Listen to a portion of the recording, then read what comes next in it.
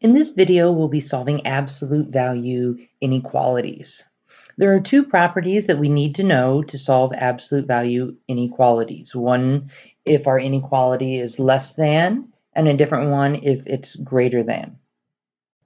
So if the absolute value of ax plus b is less than c, you want to solve the compound inequality negative c is less than ax plus b, which is less than positive c. So where does that come from? Another way to think of this, the absolute value of ax plus b is less than c.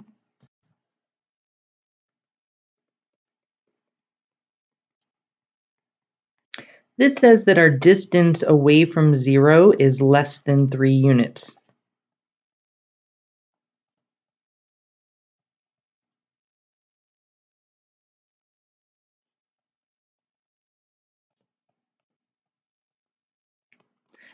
Let's see what that would look like on the number line.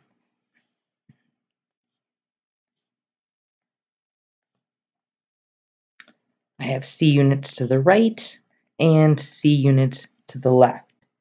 If our distance from 0 is less than c units, if I start at 0, I am going to go c units to the left and then stop, c units to the right and then stop. We got to be somewhere in between there, which is in between negative c and positive c, and that's how we get that compound inequality. Negative c is less than ax plus b, which is less than positive c. The property that we use when it's greater than is if the absolute value of ax plus b is greater than c, we want to solve the compound inequality. Ax plus b is less than c, or ax plus b is greater than c. Well, let's see where this compound inequality comes from. So the absolute value of ax plus b is greater than c. Well, this means that our distance away from 0 is more than c units.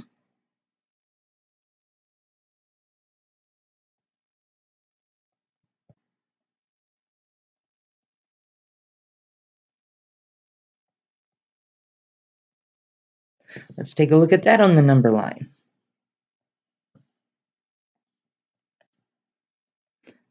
We can go c units to the left and c units to the right. Here, the distance away from 0 needs to be more than c units. So I have to go past c units to the left, which puts us over here, or past c units to the right, which puts us over here. If I wanted to write that as an inequality, the shading I have on the left, that would be less than negative c, and the shading I have on the right, greater than positive c. So that's how we get that compound inequality. Please note that before we can apply either of these properties, just like with absolute value equations, the absolute value must be isolated first. So let's solve. The absolute value of x plus 2 is greater than 3, and then we're going to write the solution in set builder and interval notations. The very first thing we want to do is isolate the absolute value. Great, it is. Now I need to choose the property to use. Since our distance away from 0 is more than 3, that means I have to be past 3 in the negative direction.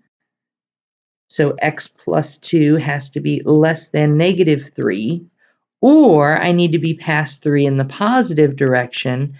X plus 2 is greater than positive 3. And we want to solve each of these inequalities.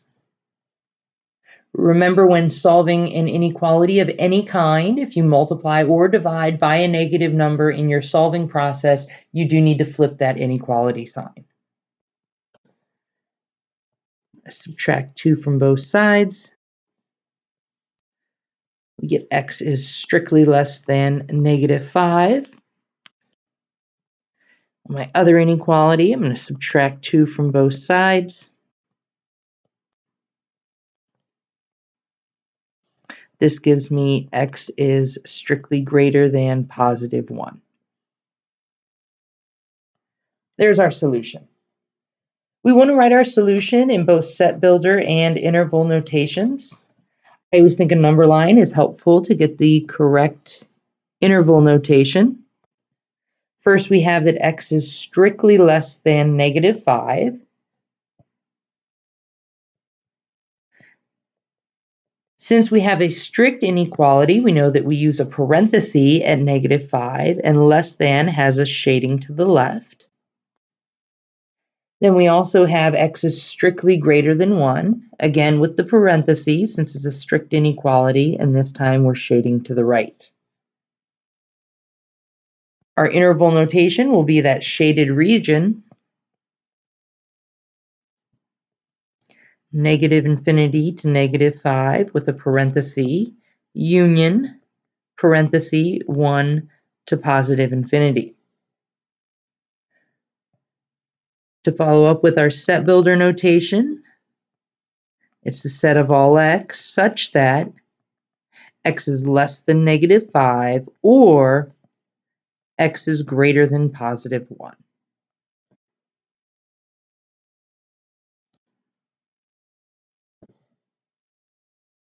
Let's try another. 5 times the absolute value of x plus 3 is less than or equal to 25. This time we are going to have to do some work to isolate our absolute value. We cannot distribute into an absolute value, so to get rid of that 5, we'll have to divide. We're dividing by a positive number, so there's no need to flip our inequality symbol. We have the absolute value of x plus 3 is less than or equal to positive 5. We've isolated our absolute value. This time, our distance away from 0 is less than 5 units. So we can go no more than 5 to the left or 5 to the right. We're going to have to be somewhere in between negative 5 and positive 5. So we get the compound inequality, negative 5 is less than or equal to x plus 3, which is less than or equal to positive 5. And we solve. Subtracting 3 from all sides, we get negative 8 is less than or equal to x, which is less than or equal to positive 2. There's our solution. We want to write our solution in set builder and interval notations. A number line can help us with our interval notation. This sandwich inequality tells us that x is sandwiched in between negative 8 and positive 2. Therefore, when we are shading, we want to shade between those numbers, negative 8 and positive 2. Notice that our inequality symbol is or equal to. Therefore, we're going to be using square brackets this time.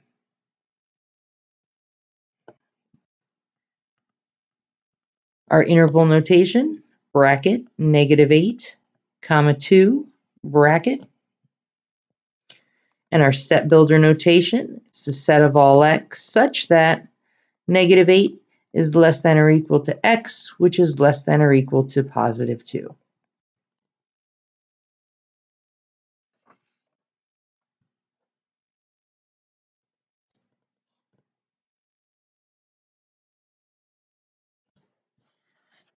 Let's solve 3 times the absolute value of x minus 6 plus 2 is strictly less than 20. This is going to take us 2 steps to isolate our absolute value. We'll start by subtracting 2 from both sides. 3 times the absolute value of x minus 6 is strictly less than 18. Dividing both sides by 3, we get the absolute value of x minus 6 is strictly less than 6. I've isolated the absolute value, so now I think my distance away from 0 is less than 6 units. So I can go no more than 6 units to the left or the right of 0. Therefore, I'm going to be trapped in between -6 and +6. So we get the sandwich inequality. -6 is less than x minus 6, which is less than +6. We'll solve by adding 6 to all sides.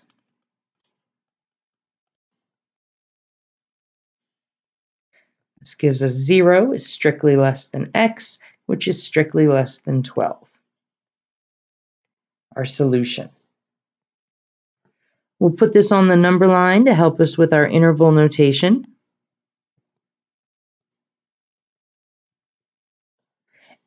X is trapped in between 0 and 12. Therefore, my shading is going to be in between 0 and 12.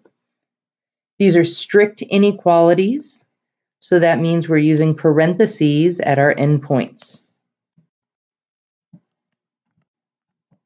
Our interval notation will be parentheses 0, 12.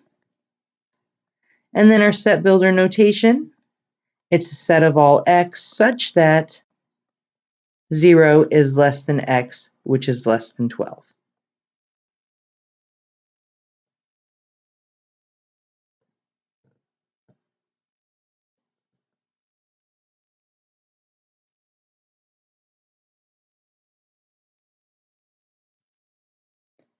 I've put a couple tricks in our last inequality to solve. 1 minus 2 times the absolute value of 2x minus 1 is less than or equal to -13. The first thing I want to point out is a very common mistake that people make. It's very common that people want to subtract the 1 and the 2. You cannot do that. The 2 is attached to the absolute value. If I drew up a parallel inequality, this would be like 1 minus 2a is less than or equal to -13. I've just replaced that absolute value with an a. 1 and 2a are not like terms. You cannot combine them. Instead, what we're going to have to do is first subtract the 1 and then divide by -2.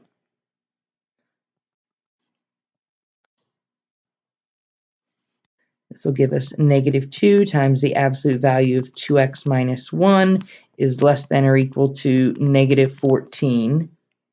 And now we'll divide both sides by -2. We are solving an inequality, and I did just divide by a negative number.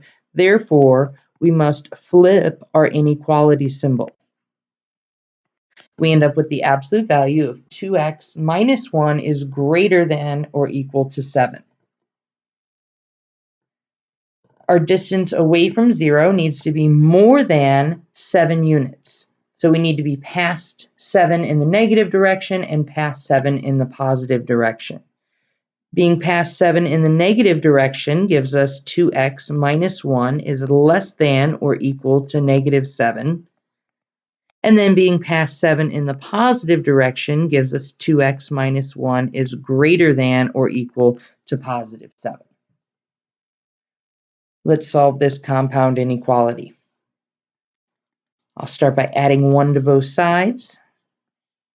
This gives us 2x is less than or equal to -6. Dividing both sides by 2. I get x to be less than or equal to -3. Although my quotient ended up being negative, I did not divide by a negative number, therefore we do not flip our inequality symbol. Solving our other inequality, we'll add 1 to both sides. 2x is greater than or equal to 8. Divide both sides by 2. We get x to be greater than or equal to 4. Our solution is that x is less than or equal to -3, or x is greater than or equal to +4. We want to write our two notations. I'm going to get a number line here.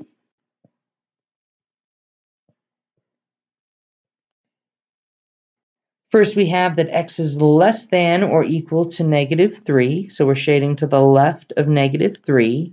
It's or equal to, so that gets a square bracket. Then we have x is greater than or equal to 4. So I'm going to shade to the right of 4. Again, it's or equal to, so it gets a square bracket. My interval notation, -infinity to -3, bracket, union, bracket, 4 to +infinity. And our set builder notation is a set of all x such that x is less than or equal to -3 or x is greater than or equal to +4.